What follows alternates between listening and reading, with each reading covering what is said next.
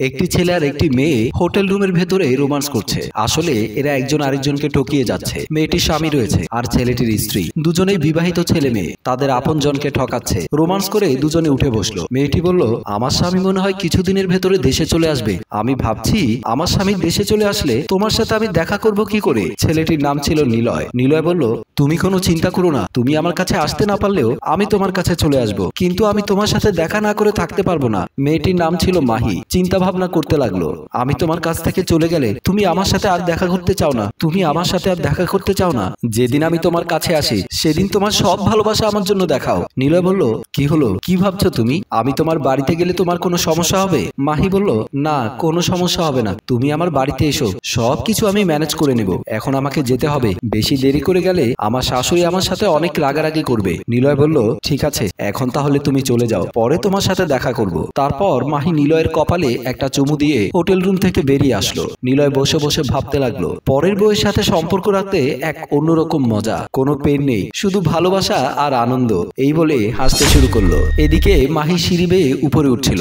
অপর প্রান্ত থেকে সিঁড়ি দিয়ে নামছিল আজাদ। আজাদ আর মাহি সামনাসামনি দেখা হয়ে গেল। আজাদ মাহিকে দেখে হাসতে লাগলো। হাসিটা মাহির মোটেও ভালো লাগছিল না। মাহি বলল, আমাকে দেখে এমন করে হাসার কারণ কি? আজাদ বলল, ভাইজান বাড়িতে নেই, আপনার অনেক কষ্ট হচ্ছে, আপনার যদি আমি কোনো সাহায্য করতে পারি তাহলে আমাকে বলবেন। মাহি বুঝতে পারলো আজাদ তাকে কি বোঝাতে চাচ্ছে। প্রবাসী বউদের প্রতি পাড়া প্রতিবেশী ছেলেদের একটু কুনজর থাকে, মাহির প্রতি ঠিক তেমনি আজাদের কুনজর পড়েছে। মাহি বলল, আমি আপনাকে সাবধান করে দিচ্ছি, আজকের পর থেকে আমার সাথে কখনো বেয়াদবি করার চেষ্টা করবেন না। এই কথা বলে মাহি সিঁড়ি বেয়ে উপরে চলে আসলো। আজাদ দাঁড়িয়ে দাঁড়িয়ে ভাবতে লাগলো, সবাই নাও বাইতে পারে, দোষ হলো না, আমি বলাতে দোষ হয়ে গেল। এই কথা বলে নিচে চলে গেল। ড্রয়িং রুমে বসে আছে দোলা বেগম, তার পাশে বসে আছে মামুন খান। তারা এই বাড়ির বউ মাহির জন্য অপেক্ষা করছে। দোলা বেগম বলল, বৌমা যখন তখন বাড়ি থেকে চলে যায়, এটা মোটেও ঠিক না। বৌমা বাড়ি আসলে আজকে বলে দেবে, আজকের পর থেকে যেন আমাদের অনুমতি না নিয়ে বাড়ি থেকে যেন বের না হয়। মামুন খান বলল, আমাদের আগেই ভুল হয়েছে, আমাদের আগে থেকে বাড়ি থেকে বের হওয়ার অনুমতি দেওয়া উচিত হয়নি। এসব কথা বলতে বলতে দরজায় কলিং বেল বেজে উঠলো। দরজার কলিং বেলের শব্দ শুনে দোলা বেগম বলল, হয়তো বৌমা ফিরে এসেছে। এই কথা বলে ড্রয়িং রুম থেকে বেরিয়ে এসে দরজা খুলে দিল।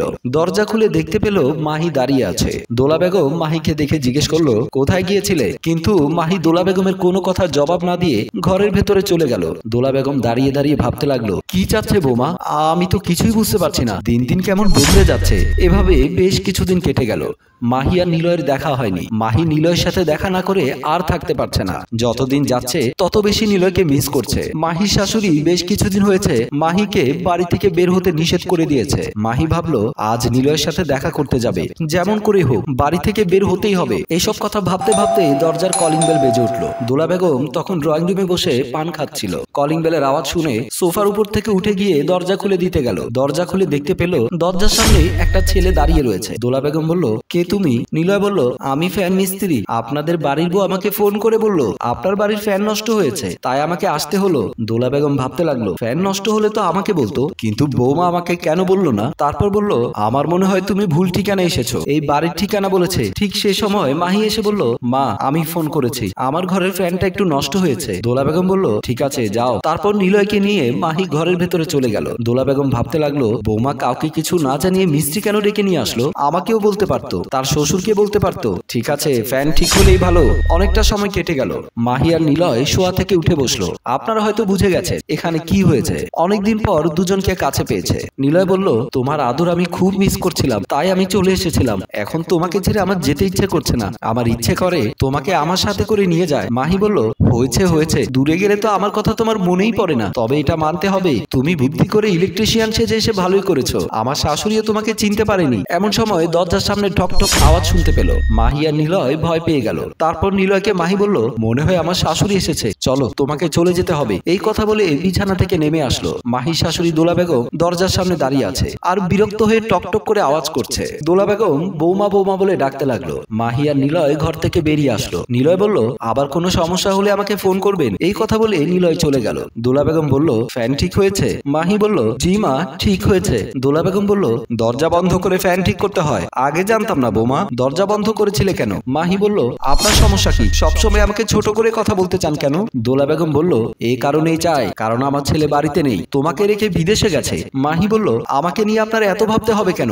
আমি কি ছোট মানুষ? এই কথা বলে মাহি চলে গেল। দোলা বেগম চুপ করে রইল আর ভাবতে লাগলো, কুছ তো গড়বড় হ্যায়। এর কিছুদিন পর দোলা বেগম আর মামুন খান বাড়িতে ছিল না, বাহিরে দাওয়াত খেতে গিয়েছিল। সিঁড়ি বেয়ে উঠে আসছিল, দরজার সামনে এসে দেখতে পেল দরজা খোলা রয়েছে। মামুন খান বলল, দরজা খোলা কেন? আমাদের ঘরের দরজা তো খোলা থাকে না। দোলা বেগম বলল, চলো গিয়ে দেখি। এই কথা বলে ঘরের ভেতরে চলে গেল। ড্রয়িং রুমে গিয়ে বুঝতে পারলো বৌমার ঘরে কেউ আছে। দোলা বেগম বলল, বৌমার ঘর থেকে কারো কথা ভেসে আসছে, চলো গিয়ে দেখি। তারপর তারা দেরি না করে বৌমার ঘরে চলে গেল। ঘরের ভেতর গিয়ে দেখতে পেল মাহি সেই দিনে সেই ছেলের সাথে বিছানার উপর একজন আরেকজনকে জড়িয়ে ধরে আছে।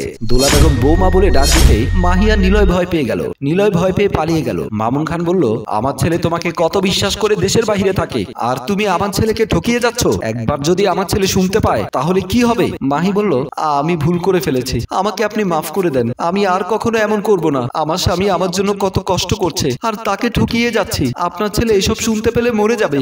আপনার ছেলেকে কিছু বলবেন না। এই কথা বলে কান্না করতে লাগলো। সম্মানিত ভিউয়ার্স, একজন প্রবাসী বাহিরে অনেক পরিশ্রম করে, তারপর আমাদের দেশে টাকা পাঠায়, আমাদের বিশ্বাস করে, ভরসা করে। আমরা যেন তাদের বিশ্বাস কখনো ভেঙে না দেই। গল্পটি আপনাদের কেমন লেগেছে? যদি ভালো লেগে থাকে লাইক, কমেন্ট, শেয়ার করে আমাদের সাথেই থাকুন। ধন্যবাদ।